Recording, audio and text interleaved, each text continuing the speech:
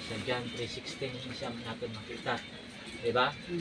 Gra nato makita nga hinhigugma. So hindi but silingon nga ang kalibutan hinhigugma ni God, kundi ang mga tao nga yara sa kalibutan. Tama? Ang kalibutan, ang mga tao. This is general. So nabilong kita sina tungod kay yari kita sa sulod sang kalibutan.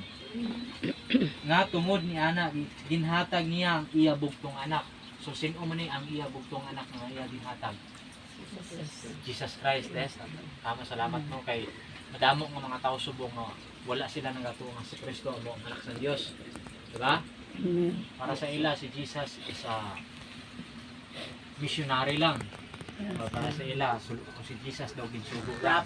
Prophet. So, iban. So, sa aton naman niya, bibili nga si Jesus, anak sang Dios, nga nagkari sa kalibutan. Agod sa pagtubos sang diba? Tama. So, kabalo mo.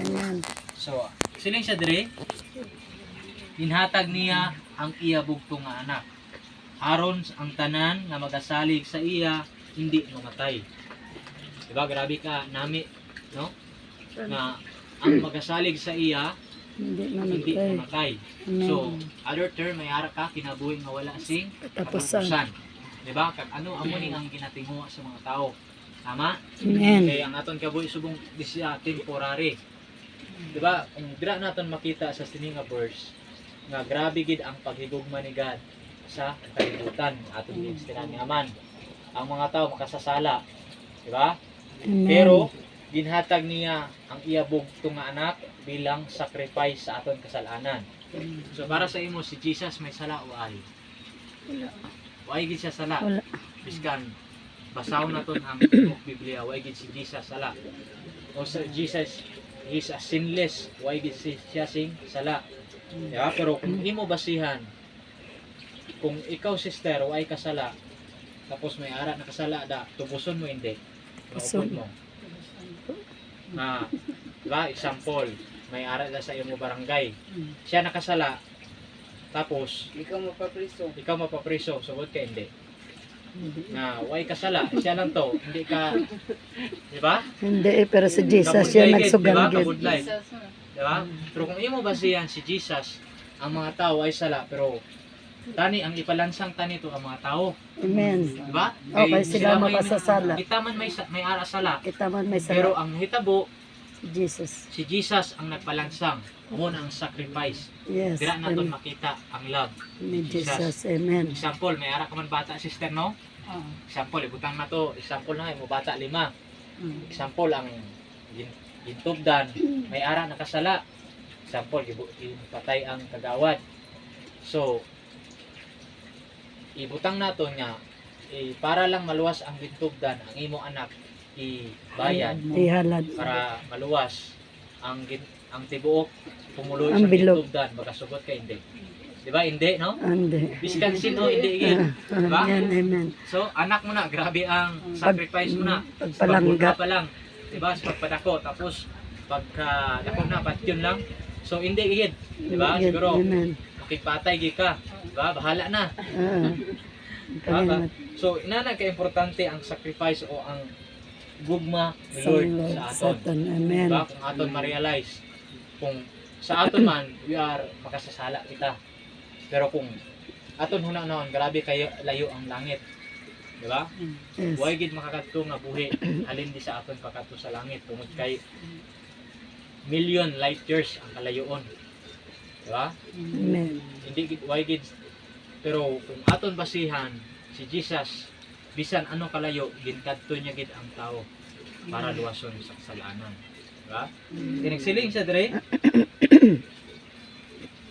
Nagsiling siya tungod nga aman. John 3:16. So ang mutuo sa iya may ara sing kinabuhi. Walang katapusan. Ang ano ang ginpangayo sang Dios sa kapalit sang kabuhi nga wala sing katapusan. Magtuo. Pagtuo Pagtuo lang diba? gid. Ang pagtuo lang gid. Tapos hindi. Tapos. Diba? Hindi man bugat siya mo. Diba? Oh. Way kita buhaton nga aman. Huwag kita pasanon. Way kita buhaton nga aman.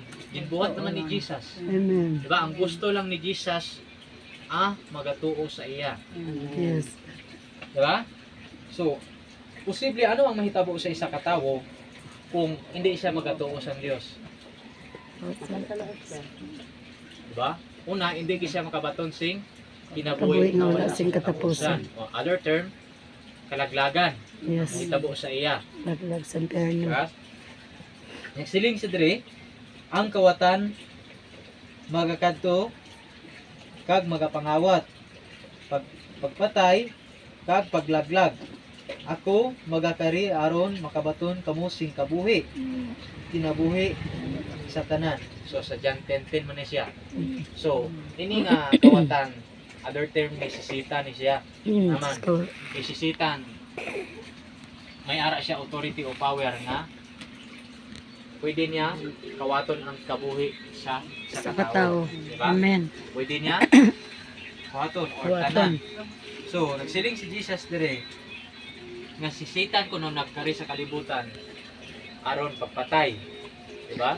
Yes. Si Satan may ara siya authority mo nga pwede ka kawaton ka aksidente. Aksidente. Mabuhat si Satan pamahagi para maaksidente o iban pa. So, nagsiling naman dire nga verse, nagsiling siya kag si Jesus nagkari aron makabaton kita sing kabuhi Wala sa sing katapusan. Amen. diba? Eh kung ano ang hitabo sa aton kung wala nagkari si Jesus? Kalaglagan. Kalaglagan. So, why sing magaluwas sa aton salin sa kalaglagan? Yes. Halin sa sala kag sa kamot ni Satan. Diba? Yes. Kay sa time nga sa dihang nagpakasala ang aton una nga ginikanan, ang tibo kalibutan din na ulipon sa kasalanan. Kagway gid Yes. bisan isa nga Tarong. katawo na makaluwas sa bisan aton kaugalingon si Jesus lang gid. Yes. Diba? Amen. Nagsiling sila sa Acts 4:12 nga sa why na gid lain ngalan nga makaluwas sa diri sa kalibutan si Jesus Kristo lang lang. Si Kristo gid. lang. Si Jesus Christ. Sunod.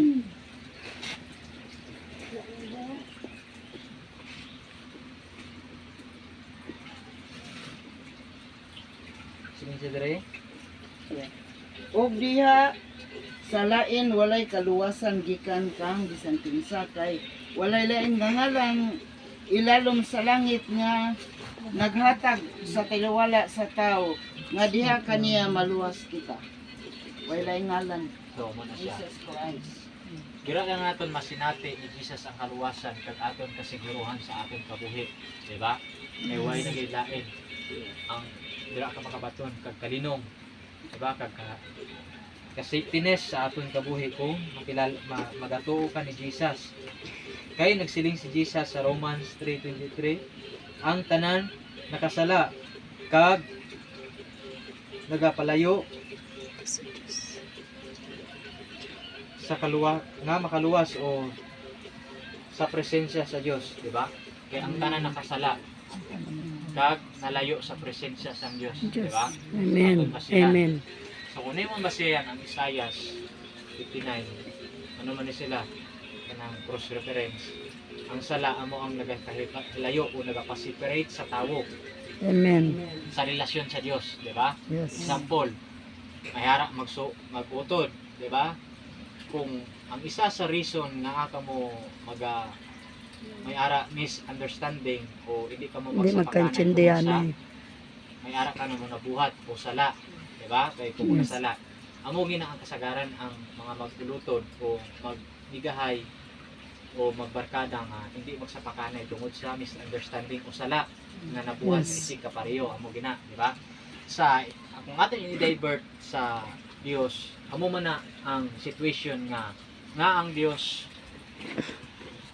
kag aton relasyon sa Dios nagapalagyo anay tungod sa sala. Di ba? Yes. Nagatabon. Amen.